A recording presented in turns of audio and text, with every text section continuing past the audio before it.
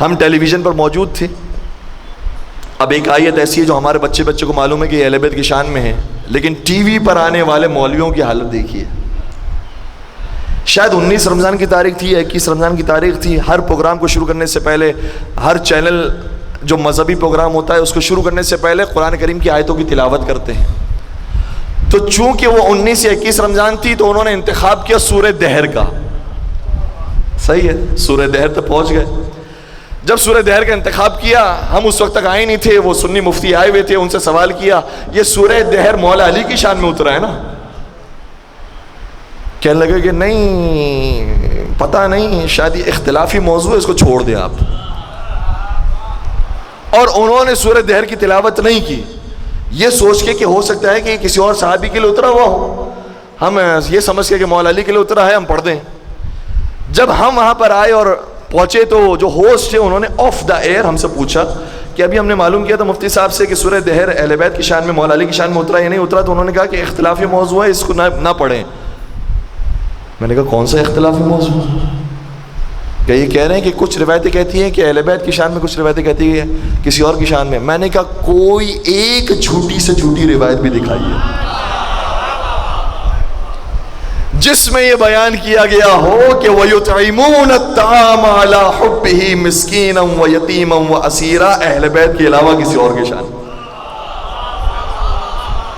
جب بڑے بڑے علماء کی حالت ہے تو ان کی عوام کی حالت کیا ہوگی؟ اس لیے آپ یہ زیادہ توقع نہ رکھیں کہ اہل بیت کی ان کو اتنی زیادہ معلومات کیوں نہیں ہے. جب بڑوں کو معلومات نہیں ہے تو چھوٹوں کو کہاں سے معلومات ہوگی؟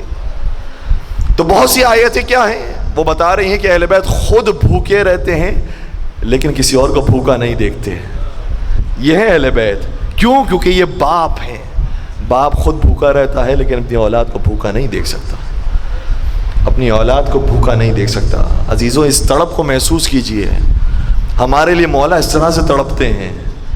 اگر کہیں انسان تھوڑے سے گمراہی کے راستے پر چلا جائے, ایسے تڑپتے ہیں جیسے ایک باپ درد رکھتا ہے.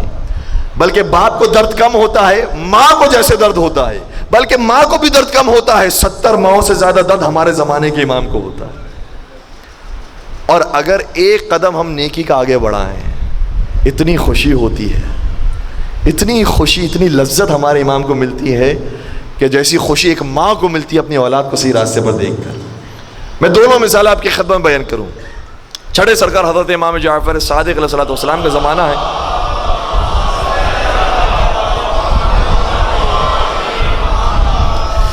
امام کے ایک چاہنے والا مولا کی خدمت میں حاضر ہوا. مولا نے فرمایا کہ تو نے اچھی حرکت نہیں کی. کہا کہ مولا میں نے کیا کیا؟ کہ یاد کر وہ وقت جب تو حج سے واپس آ رہا تھا تو جوفا کے مقام پر ایک شخص نے تجھے آواز دی کہ مجھے بھی اونٹ پر سوار کروا دے. تو نے اس کی بات نہیں سنی اور آگے بڑھ گیا اور اسے سوار کروائے بغیر آگے چلا گیا. جبکہ وہ ہمارا چاہنے والا تھا اور مجھے معلوم ہے کہ تجھے بھی پتا تھا وہ ہمارا ماننے والا ہے, پھر بھی اپنے ساتھ اسے سوار نہیں کروایا. جبکہ اس وقت دھوپ بہت زیادہ تھی, تیرے پاس وقت بھی موجود تھا, تو سوار کروا بھی سکتا تھا, پھر بھی نہیں کروایا. یاد رکھ, تو نے اگر اس کو دھتکارا ہے تو گویا ایسے جیسے مجھے دھتکارا ہے. جیسے باپ اپنی اولاد کے لیے تڑپتا ہے نا, مولا اس طریقے سے اپنے ماننے والوں کے لیے تڑپتے ہیں. اگر ایک ماننے والے کی مدد نہیں کی ہے, گویا ایسے ہی کہ جیسے امام کی اپنی اولاد کی مدد ہم نے نہیں کی. اس طرح سے مولا تڑپتے ہیں.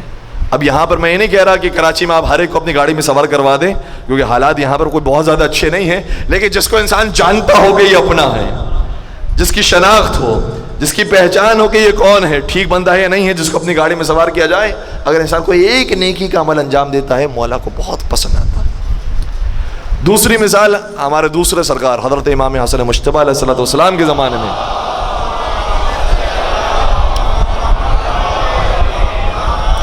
امام راستے سے گزر رہے تھے, دیکھا ایک شخص ہے جو خود بھی کھانا کھا رہا ہے اور جانور کو بھی کھانا کھلا رہا ہے. وہ کتا تھا جس کو کھانا کھلا رہا ہے, خود بھی کھا رہا ہے, اس کو بھی کھلا رہا ہے. امام اس کے قریب آئے, کہا کہ تو کون ہے؟ کہا کہ میں فلاں یہودی اس کا غلام ہوں. کہا چلو پھر چلتے ہیں اس تمہارے آقا کے پاس. مولا اس یہودی کے باغ تک پہنچ گئے اور اس باغ تک پہنچنے کے بعد کہا کہ کیا یہ تیرا غلام ہے؟ کہا کہ ہاں مولا یہ میرا غلام ہے، اور آپ کو میں جانتا ہوں کہ آپ نواز رسول ہیں، آپ سرکار امام حسن ہیں، میں جانتا ہوں آپ کو۔ امام نے فرمایا کہ اگر یہ تیرا نیک سا غلام ہے جو اتنا خوبصورت کام کرنے والا ہے کہ ایک جانور کی بھی بھوک کا خیال رکھتا ہے، میں چاہتا ہوں کہ اس غلام کو خود خرید لوں۔ یہودی کہنے لگا، اب یہودی بھی مسلمانوں سے بعض اچھے بھی گزرے ہیں یہودی کہنے لگا کہ اے حسن مجتبیٰ، آپ کے تشریف آوری اور آپ کے قدموں کے صدقے میں نے یہ غلام آپ کو ویسے ہی ہدیہ کر دیا۔ امام نے فرمایا کہ اچھا جو اس کے وسائل ہیں، جو اس کے درہم و دینار ہیں، میں وہ بھی خریدنا چاہتا ہوں تاکہ وہ بھی میں اس کو دے دوں۔ کہنے لگا کہ آپ نے بس تقاضا کیا، میں نے آپ کے حرف کے پاس رکھا ہے اور یہ میں بھی ساری چیزیں آپ کو دے دیتا ہوں۔ وہ بھی امام کے حوالے کر دیے۔ جب امام یہ ساری چیزیں لے کر نکلنے لگے تو اب یہ غلام بھی امام کا ہے، جو مال مل گیا وہ بھی امام کا مال ہے۔ جب امام جانے لگے تو جاتے جاتے کہنے لگے، اے یہودی، جب تو اسے آزاد کر سکتا ہے تو میں اسے کیوں اپنا غلام بنا کر رکھوں؟ میں نے بھی اسے اللہ کے راستے میں آزاد کر دیا، اور یہ مال جو تو نے مجھے دیا ہے وہ بھی میں نے اس کے حوالے کر دیا۔ اس پورے منظر کو یہودی کی بیوی دیکھ رہی تھی۔ یہودی کی بیوی نے جب امام حسن کا یہ کردار دیکھا، فوراً سے کہا، اشہد ان لا الہ الا اللہ واشہد ان محمد رسول اللہ، میں اسلام کو قبول کرتی ہوں، میں حسن مجتبیٰ کے ماننے والی بنتی ہوں۔ جیسے ہی بیوی نے کہا، شوہر کی زبان سے بھی نکلا، لا الہ الا اللہ محمد الرسول اللہ۔ جیسے ہی اس نے بھی کلمہ پڑھا، غلام کی زبان بے زبانی سے نکلا، یہ مال کتنا عجیب مال تھا، اس مال کی وجہ سے میں بھی آزاد ہو گیا، اور یہ یہودی بھی مسلمان ہو گئی، اور اس کا شوہر بھی مسلمان ہو گیا۔ کتنا چھوٹا سا عمل تھا، انسان کو، امام کو کتنا پسند آتا ہے، صرف ایک جانور کو کھانا کھلایا تھا۔ اگر چھوٹی چھوٹی نیکیاں بھی انسان کرتا ہے، امام کو ایسے خوشی ملتی ہے جیسے ایک باپ کو خوشی ملتی ہے اپنی اولاد کے لیے۔ آج کی رات اگر کوئی نماز شب پڑھتا ہے، یہ نہ سمجھے کہ میں نے نماز شب پڑھ لی، پتہ نہیں اس کا ثواب مجھے آخرت میں ملے گا، کب ملے گا۔ نہیں، امام وقت ابھی آپ سے خوش ہوتے ہیں، ابھی آپ سے راضی ہیں، ابھی وہ مسکراتے ہیں، میرا چاہنے والا کتنا اچھا ہو گیا۔